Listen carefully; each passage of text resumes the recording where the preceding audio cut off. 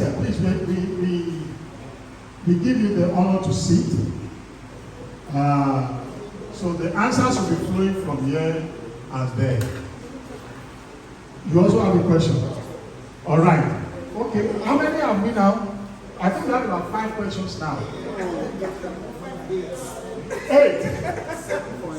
Okay, you know what? Let's take the first thing so that let's take the ones we have now, then we come back to you. Thank you.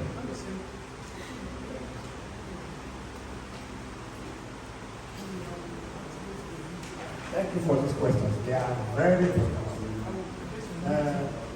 The NIN is a unique number, like we said before. You can only obtain one NIN. The NIN is a number and the slip is a document. So the only thing that can be missing is the slip. Your number cannot miss. So if the slip is missing, you can come back to us and go to you. There's a way we can obtain, we can retrieve your NIN for you. We can print another slip for you, but we cannot register. If you do it 10 times, only one number will be assigned to you. So if the number will be assigned, all other exercises will amount to nothing.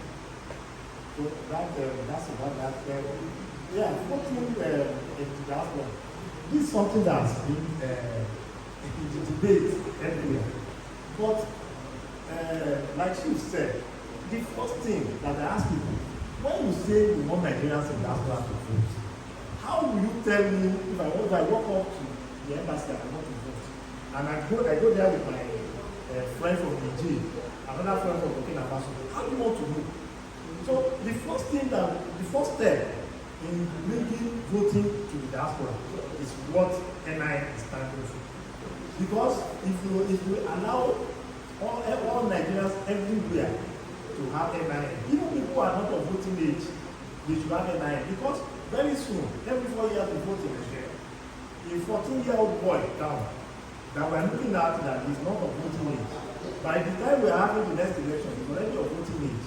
So if he has NIN, I can assure Nigerians here that within the next 2 voting cycles, voting to people in the diaspora will be possible. Because by then, it would have been possible to identify Nigerians in diaspora.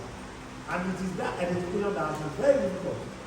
I know if we ask today, if you gather 100 Nigerians in Ghana, I'm sure not more than 20 of them at one point will have international passport to identify them. Some if they have, they will not even be able to present it in Ghana. So if we encourage our brothers and sisters in Ghana to have NIN, then we can begin to talk about voting in the diaspora. Because when we say want to vote in the diaspora, the first questions political parties and INEC ask is, how do you identify Nigerians who want to vote? Then BVN and NIN. BVN is called bank verification number. It's a number that is used to identify banking customers within the banking network. If you want to open an account in Nigeria, you need the NIN to open the account. You need the BVN to link you with the financial services. There are 2 different things. You cannot open an account without NIN. But when you are opening an account, if you don't have BVN, they generate it for you. That is the question I wanted to ask. That why will somebody say you cannot open an account without a BVN? If you don't have a BVN, they will not generate a BVN for you. That is the difference. But you need BVN to have. You need NIN to open an account. You cannot have BVN without having an account. So you must have had an account with your NIN. Then you now generate the BVN if you have. So there are 2 different things. This NIN all the way. If you already have an account, you don't need to upgrade your account for any reason. You do not bother about it. But NIN is compulsory all the way. Then decentralization of registration points. Yeah. We know that we are having to deal with so many Nigerians in this country. And they are not going to be in the same place. And like she said, There are 16 prophecies. Yes. We know that we are going to, by His grace, we are going to take our services to all the 16 regions. And we want to capture as many Nigerians as possible without letting them go through any stress of looking for education centers. On our own part, that is what we intend to do. On the part of Nigerians too, it is not possible to employ and train enrollment officers for every Nigerian. So we are still going to battle with a level of waiting period, a level of queue in our centers, and a level of waiting time to get to a particular place. What I mean by that is this. We don't give this starting funding that straight down. I've been able to go to Cape Coast. And I was told that Cape Coast is very close to Accra. But it took us hours to get there. It still took hours. And I was told that Kumasi is another big region. My IT engineers have been there. They said it took about 6 hours. So you can imagine if we are coordinating from there. We are coordinating from Accra. We are going to send some people to all those regions. So it may not happen in a day, but over time we keep getting information from people around. When we know that there are clusters of people in a particular region, we quickly arrange and send our people there to go and attend to their NIN needs. And then for the cost of NIN, the Nigerian government have a cost, it's $30 for African countries. It's 40 pounds for non-African countries. That's for regular services. For premium services, we know that there are some elderly people who will not be able to come to centers and queue up or stay for hours or minutes as the case may be. So we can arrange for the services to go on the rules of some people on their request. That's the premium service. That is the NIN enrollment that costs $40. But for every citizen in our regular offices, that is the cost is $30. Then there are other services that go with it. There are people when they enrolled for NIN in the past. There are mistakes in their data. Some people there Johnson and maybe when they went to what is that certificate is Johnson. Now maybe when they went to enroll, somebody wrote John or somebody has Dayola and I is missing in spelling. Somebody has Shumola, somebody writes S while the name is also SH. We encounter those things from time to time. And we need to modify the data to reflect the correct way. That's exactly like something also available with us. Then somebody asked me when I arrived from that. Some people said they come to Nigeria to do that. And when they want to use it, like it's invalid. Yes, it's possible. Nigeria is a very big country. Sometimes you see two people whose data are almost completely the same. And they're not twins. Some people are the same name, the same height, the same facial appearance. And this thing is an automated setting. The machine is seeing the faces and is matching it with fingerprints and the data. So sometimes it may be difficult to separate people completely. So that's why after the whole process, some people come to say my NIN is invalid. I wanted to use it for the process and I said the record is invalid. Yes, we are equipped with the services to validate the NIN that is invalid. When the applicants get to our center, we tell the person what to do, ask the necessary question, ask for the necessary document to prove this is what is obtainable, and know what to do and to render a satisfactory service in that way.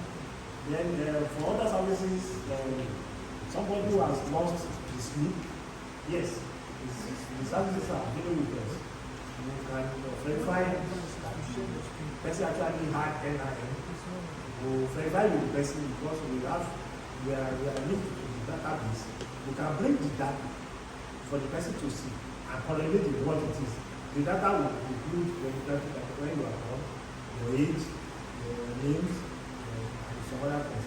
And as long as we are able to know that this data we are seeing on the system is the same data you submit to us, then we can reprint a scheme which the person can use for purposes of documentation. So I think I've answered all the questions.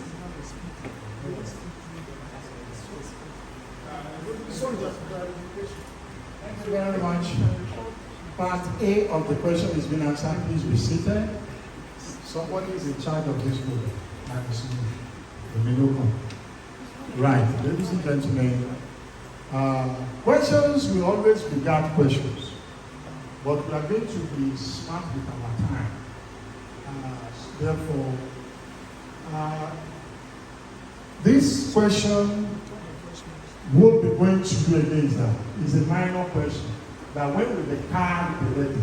There's no need to give anybody microphone to answer that. Please, when will the card of NIN be ready? They are only giving the paper. When will the card itself be available?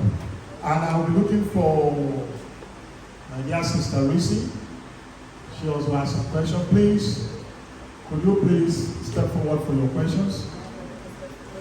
Oh, okay. I was looking at that.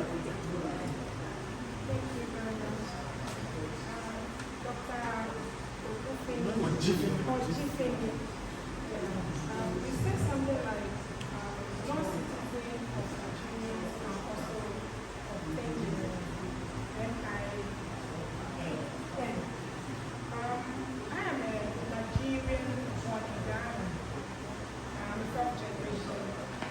So I'm a Ghanaian. Everything I use is a Ghanaian. Ghanaian passport, Ghanaian driving, Ghanaian identity card. But I'm a Ghana fan. How and what does it take to have the NIN? Nigerian NIN. Please, let me take two more from the audience. Yes, I want the General Secretary of the ANC. But I'm afraid of this, your Secretary and General Secretary. The way they are collaborating for their dangerous questions, I don't know. All right, okay.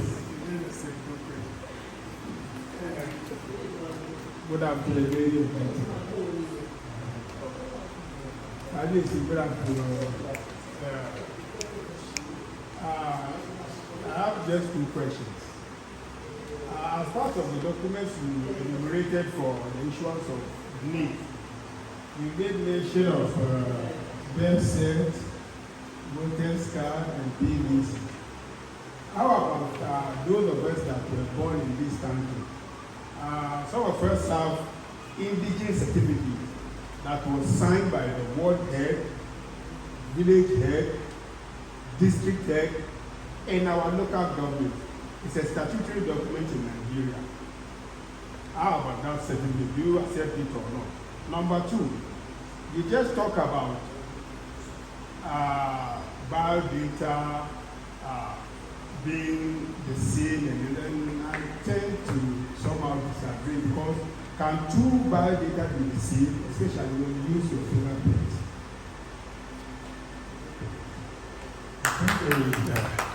The second question almost moved my shoe.